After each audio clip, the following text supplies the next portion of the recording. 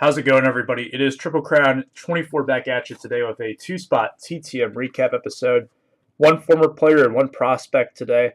I also have a small care package from Chasin Inc. that I'm going to go ahead and throw in here as well. So hopefully you enjoy it. If you do, you know the drill. Leave a like, leave a comment. Let me know what you think and subscribe if you're new. Thanks for all the support. Let's go ahead and get into it as I continue to catch up on my TTMs and my post-spring training / post-hiatus run here. We'll do the care package last. I'll do the TTMs first. But this one is coming in from Cleveland, Ohio. This is where this guy lives now. He is a former Detroit Tiger, so always looking to add new Tigers to my collection. And it's coming back 2 of 2 in 8 days from none other than Mark Wagner. So he first signed the 80 tops. These were some of the extras I had from Megan TT Hobbies care package that I sent off. And it came out really well. So I also have the 79 to go along with it. He signed kind of a weird spot on the 80, but the 79 signed more in a, how do I put it, more like common spot to sign in. They both came out really nice, signed nicely in blue, so that's always a bonus. Wagner was a pretty good shortstop, but he didn't really get much of a chance because the Tigers also had a young shortstop coming up at this time by the name of Alan Trammell, who's probably the more familiar name between the two, who went on to become a Hall of Famer, big member of the '84 World Championship team. So Wagner was kind of, he was gone by the wayside, a few years after making his debut. He came up through the Tiger system around the same time as Trammell. He was there a few years earlier and took a few more years to develop. But then when Trammell came in, Wagner kind of became the odd man out in Detroit. Still a very good hitter. For a couple of years there, just not the starting shortstop when it came time to win a title in Detroit in '84. So really cool new one to the Tigers collection. Second one today, the other one is out of West Palm Beach, Florida. So when I first got this back, I thought it might be a really quick turnaround on a spring training return, and it is not. This is a guy who probably signed before he went off to spring training. Came out really well.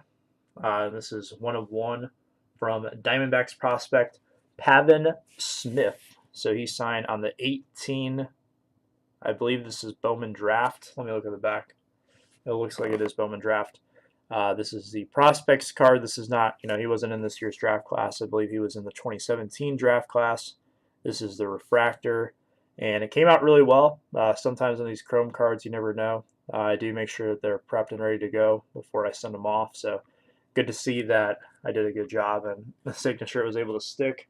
You can see up at the top it is a refractor. This one came back in, 59 days. So this was one of the first ones I sent off for Bowman Draft, and we'll show you a little bit about him here on the back. Really good hitter for many years, and it looks like he is going to be possibly the future first baseman in Arizona now that Paul Goldschmidt is gone. There's no one really to block him there. I believe they're going to play Jake Lamb over at that position for the 2019 season, but definitely in 2020, I think that could be Pavin Smith's shot at cracking the big league lineup, maybe 2021, but he seems to be the guy the Diamondbacks are going to roll with. Apologies for the lack of focus on the camera, but there you go. So 1 of 1 from Mr. Pavin Smith. Thank you to him for signing. I won't show the front of this just because it's got addresses on it, but this is a little care package from Chasin Inc. as well that will close out today's video. And I won't show the note on camera just in case. He says, "Hey JT, here are a few cards for your collections." He signed it for me, Chasin Inc. So thank you, Chase, for that. Go ahead and open this up for you, and there are, I believe, 2 cards in here. There is.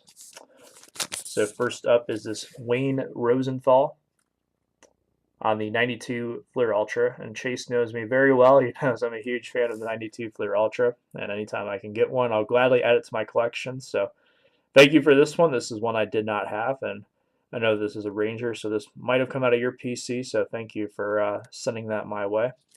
And then also a guy who I actually don't have any autographs of in my Tigers collection, so this is very much appreciated.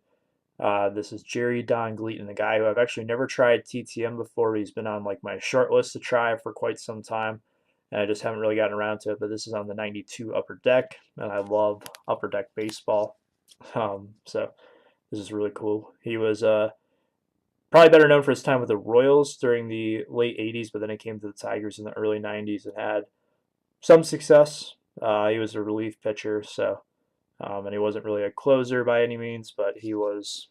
Well, he did get some opportunities, but he wasn't like the main guy to close out games. It was he was usually like the number two. That might have been because he was a lefty, but still a pretty good reliever. One of the more reliable Tigers relievers in the last 30 years or so, just because we haven't had too many of those. But very cool, very happy to have this in my collection. So thank you, Chase. Totally not necessary to send these my way, but very thankful that you did so. So that'll do it for my TTM and care package little recap here today. Hopefully you guys enjoyed it. As always, let me know what you think. Thanks for watching, and I'll see you next time. Have a good one.